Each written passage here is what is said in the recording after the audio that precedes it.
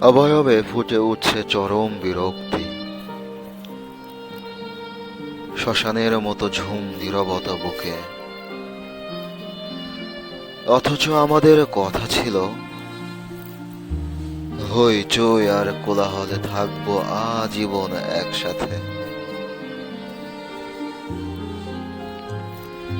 মানিয়ে নেবার শপথ ছিল, একজন অন্যজনকে বোঝার কথা ছিল। অথচ আজ মানি না কাউকে, না বুঝে অবুঝের মতো বাকবিতণ্ডায় লিপ্ত থাকি।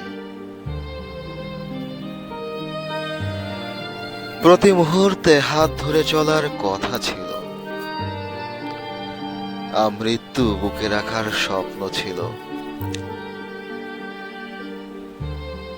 অথচ হাত বাড়ালেই শূন্য থাকে।